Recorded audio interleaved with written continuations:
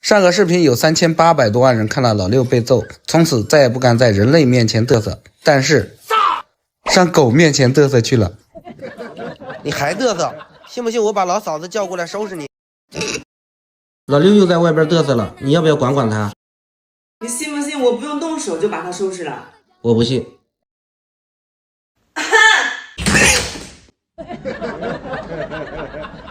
没有摔到你吧？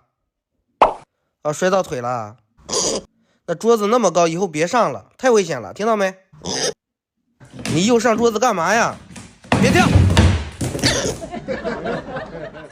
你又想上桌子上面干嘛？就记得看手机，一会儿我就出门把手机卖掉。老六啊，那桌子上的2个鸡蛋是老嫂子明天的早餐，她手机在这录着像呢，你千万不能偷吃，听到没？